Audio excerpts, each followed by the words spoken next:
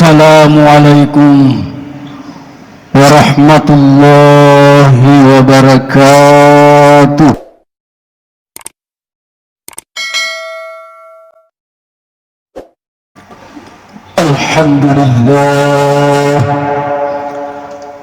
Alhamdulillahilladzi ja'ala ad-dunya mazra'atan lil akhirah wa ja'ala al-akhirata daral jazaa.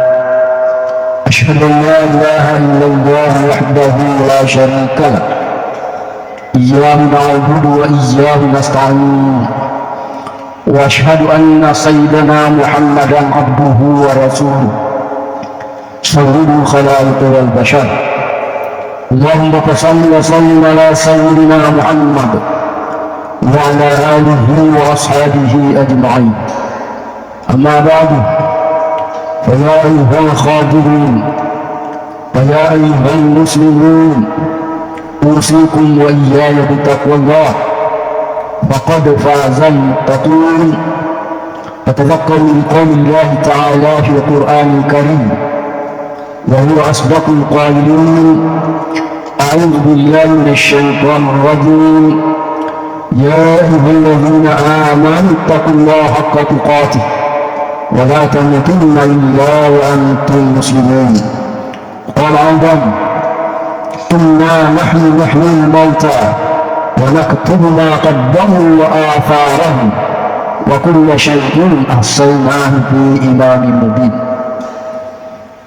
وقال رسول الله صلى الله عليه وسلم: اعمل دنياك كأنك تعيش أبدا وامل لآخرتك كأنك تموت غدا أو كما قال. صدق الله العظيم وصدق رسول الكريم ونحن على ذلك من الشاهدين والشاكرين. Jemaah Jumat yang dimuliakan oleh Allah Subhanahu wa Ta'ala, salah satu hidayah yang berharga bagi kita, terutama umat Islam, dari Allah Subhanahu wa Ta'ala, ketika kita diberi keyakinan, meyakini sungguh-sungguh bahwa setelah kita mati di dunia ini akan kita kembali nanti dibangkitkan dan hidup di akhirat, dan segala yang berkaitan dengannya itu. Di tengah banyak kelompok masyarakat yang tidak lagi percaya di balik dari dunia ini, kelompok naturalis yang hanya mencari dunia semata-mata karena tidak percaya bahwa ada permasalahan, ada persoalan yang harus kita hadapi ketika meninggal dunia. Kelompok materialisme, mereka berpaham bahwa hanya materi yang harus dicari saja di atas persada bumi ini. Di balik daripada materi itu tidak perlu. Dan paling ironis sekali, masih ada kelompok umat yang beragama yang tidak mendapat hidayah dari Allah untuk percaya tentang adanya kebangkitan nanti di hari kemudian. Karena itu mari kita bersyukur kepada Allah ketika kita masih mendapat hidayah dari Allah, mempercayai adanya kebangkitan nanti di hari kemudian. Dan dengan keyakinan itu yang mendorong, yang memotivasi kita untuk melakukan yang terbaik di atas persada bumi ini, bukan hanya kemaslahatan hidup tetapi untuk kemaslahatan akhirat kita. Rasulullah SAW mengatakan, "Ad-dunya mazra'atun lil akhirah." Dunia ini adalah tempat bercocok tanam untuk hari akhirat. Karena itu apa yang dilakukan di atas persada bumi ini yang seharusnya terpikir dalam pikiran kita, dalam otak kita, dalam kalbu kita, bagaimana agar dapat bernilai positif nanti di hari kemudian apa yang kita lakukan itu. Kebangkitan di hari kemudian adalah satu keniscayaan yang Allah Subhanahu wa Ta'ala menjelaskan di dalam Al-Quran. A'udzu billahi minasyaitonir rajim. Inna nahnu nuhyil mauta. Sesungguhnya kami akan menghidupkan kembali orang yang telah mati. Wa naktubu ma qaddamu, dan kami catat, kata Allah, apa yang mereka lakukan di atas persada bumi ini. Wa atharahum, dan bekas-bekas mereka. Wa kullu syai'in wasainahu fi imamin mubin, dan semuanya itu tersimpan, tercatat di kitab Lauhul Mahfuz yang tidak pernah berhenti menulis seluruh perbuatan manusia. Itu juga harus diyakini bahwa dalam kehidupan manusia di dunia ini, sekecil apapun, semuanya tertulis di Lauhul Mahfuz yang ada tempat menurut semua perbuatan-perbuatan manusia. Apa yang dicatat mereka terakib dan aktif dalam kehidupan kita hanya untuk mencocokkan dengan apa yang tertulis di lauh mahfuz itu. Dan hal ini tidak susah untuk kita yakini, karena dalam kehidupan kita yang terjadi di dunia ini bisa saja tertulis di surat kabar atau di TV atau di mana di Jakarta dalam waktu sesingkat-singkatnya. Apalagi kalau Allah yang menghendakinya. Karena itu tidak ada perbuatan manusia yang alpa di sisi Allah Subhanahu wa Ta'ala. Tidak ada perbuatan manusia yang tidak kita akan diperlihatkan nanti di hari kemudian. Apakah itu amal perbuatan ataupun amal jelek, pasti kita akan diperlihatkan oleh Allah Subhanahu wa Ta'ala. Wa naktu ma qaddamu, mereka mencatat apa yang kita lakukan di atas persada bumi ini, amal-amal ibadah yang kita lakukan, terutama amal ibadah mahdah, semuanya tercatat. Begitu juga kejelekan-kejelekan yang kita lakukan di atas persada bumi ini, tidak ada yang tersembunyi di mata Allah Subhanahu wa Ta'ala. Dan pasti kita akan dibalas oleh Allah. Yang baik insya Allah tentu dibalas dengan baik, dan yang jelek akan dilarang oleh Allah yang kita lakukan pasti diberi dengan ganjaran dari Allah Subhanahu wa Ta'ala. Wa asarahum, dan bekas-bekas mereka. Ini yang dimaksud bekas-bekas adalah perbuatan-perbuatan yang kita lakukan ketika kita di atas persada bumi ini dan berbekas kepada makhluk Allah, makhluk sesama manusia, bahkan makhluk Allah yang lainnya. Contohnya, kita mengajar akan siapa yang menerima pembelajaran itu akan berbekas kepada mereka, dan mereka mengajar dan seterusnya, maka itu namanya asarahum. Begitu juga kejelekan-kejelekan yang bekas yang kita tinggalkan. Kita mengajar mereka meminum minuman keras, kita mengajar mereka membuat minuman keras, maka dosanya juga akan kita dapatkan seperti yang didapatkan oleh orang-orang itu, dan begitu seterusnya.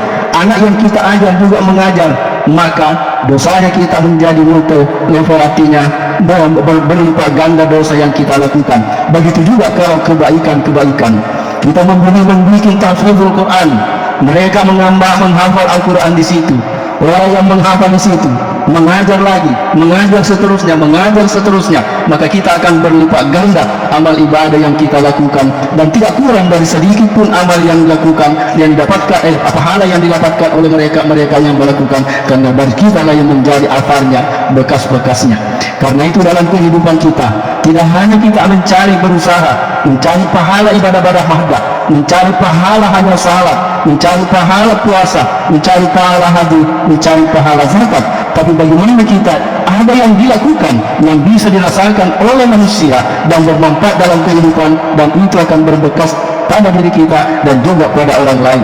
Salah satu contoh yang paling sederhana, ketika kita rajin pergi ke masjid, ada orang yang juga mengikuti kita karena dia senang. Alangkah hebatnya, alangkah bagusnya orang itu selalu pergi masjid, lalu dia ikut dengan kita, maka kita akan mendapatkan pahala bekas dari apa yang kita lakukan, mendapatkan pahala karena mereka ikut kepada kita. Lalu ada lagi yang ikut nanti kepada mereka yang mengikut kita itu, juga akan kita dapatkan pahalanya. Itu yang dimaksud asarahum. Oleh karena itu, bikinlah bekas-bekas dalam kehidupan kita. Kita menjadi pejabat, dalam melaksanakan tugas-tugas kita, ada hal-hal yang bekas, yang baik yang ditiru oleh anak buah kita, mungkin karena kejujuran kita, mungkin karena kedisiplinan kita, mungkin karena pelayanan kita terhadap mereka, lalu mereka juga mewariskan kepada orang-orang yang lain, yang nantinya ketika dia menjadi pejabat ada orang yang ikut dengan dia, maka kita akan mendapatkan pahala dari yang mengikut ke kita dan juga yang mengikut kepada mereka itu. Itulah yang dimaksud asarahum. Karena itu bapak-bapak hadirin sidang Jumat yang berbahagia, marilah kita berbuat dalam kehidupan ini sesuatu yang bermanfaat bagi makhluk Allah, terutama sesama umat manusia. Kita berdagang, kita menunjukkan kejujuran dalam perdagangan kita, lalu ada anak buah kita yang mengikuti langkah-langkah kita, kejujuran cara pelayanannya, maka kita dapatkan nanti pahala dari orang yang belajar dari kita. Dan ketika mereka juga berdagang, ada anak-anak buahnya yang mengikuti caranya itu sebagaimana yang kita lakukan, maka kita dapatkan pahala sedemikian itu. Dan begitu juga kebalikannya, dosa yang kita wariskan kepada orang lain akan juga kita dapatkan ganjarannya nanti sebagaimana ganjaran-ganjaran yang didapatkan oleh orang yang kita ajar, dan seterusnya. Karena itu halnya berbahagia orang banyak mengikut kepada orang-orang yang ada sebelumnya, sebagaimana yang difirmankan oleh Allah Subhanahu wa taala dalam surah As-Saff ayat 7, "Wahum ala asari yuhra'un." Mereka itu orang-orang yang ada di belakangan kita, anak kita mungkin, tetangga kita mungkin, atau anak buah kita mungkin, sering tergesa-gesa untuk mengikuti langkah-langkah kita. Maka seharusnya langkah-langkah yang kita lakukan adalah yang positif dalam kehidupan kita, berdasarkan dengan nilai-nilai agama, berdasarkan dengan tatanan sosial kemasyarakatan, berdasarkan adat istiadat yang ada di sekitar kita yang tidak bertentangan dengan agama. Maka kita wariskan kepada anak cucu kita wariskan kepada tetangga kita wariskan kepada masyarakat kita, agar kita mendapat pahala juga sebagaimana yang mereka lakukan.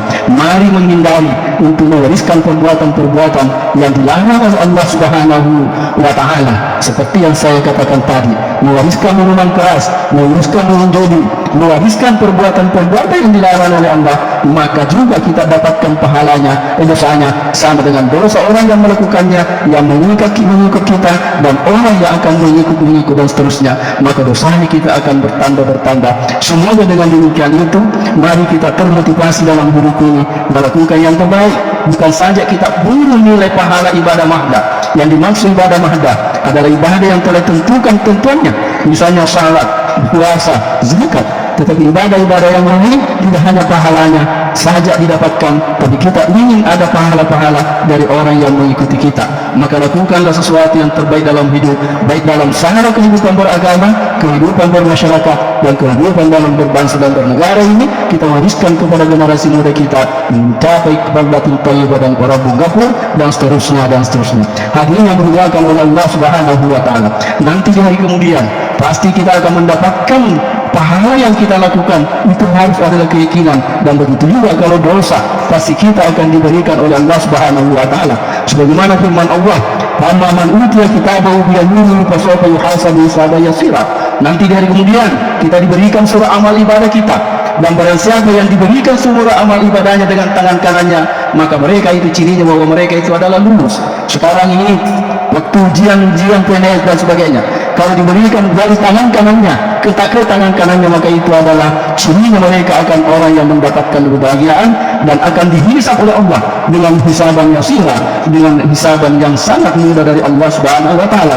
Wa amma man utiya kitabahu wara'a dhahrihi, siapa yang diberikan disodorkan surat amalnya dari belakangnya, fasawfa yad'u subura wa yasla sa'ira, mereka berteriak alangkah celakanya kami. Jadi kalau orang nanti diperlihatkan surat amalnya dari belakang, bukan dari tangan kanan. Di ayat lain ada mengatakan di tangan kirinya. Kalau ayat ini mengatakan dari belakang, maka mereka merintih dan berteriak, alangkah celakanya saya, dan pasti janjikan Allah, wa yasla sa'ira, mereka dimasukkan dalam api neraka yang menyala-nyala. Tentu kita tidak mau seperti itu. Maka mari kita memahami makna hadis makna ta'ali karamullah wajah ketika beliau pernah berkata, "Inna hazal yauma yaumul amal la hisab, wa yaumul gada yaumul hisab la amal." Sesungguhnya hari ini, dunia ini ada tempat untuk beramal, tapi yakinkanlah belum langsung diberikan pahalanya. Tapi hari kemudian adalah hari untuk menerima amal-amal perbuatan kita. Yang baik tentu kita akan dapatkan pahalanya, yang jelek tentu akan kita dapatkan ganjarannya kalau kita tidak dimaafkan oleh Allah Subhanahu wa taala. Dan di sana tidak ada lagi tempat untuk mengoreksi, untuk beramal lagi sebagaimana seperti halnya di dunia ini. Mudah-mudahan kita semua insyaallah selalu mendapat hidayah dari Allah, termotivasi untuk bersungguh-sungguh beramal dalam kehidupan kita ini, sehingga insyaallah kita akan tinggalkan dalam dunia ini tidak dengan sia-sia, tapi kita bermanfaat nanti, lebih berbahagia lagi nanti di hari kemudian kelak.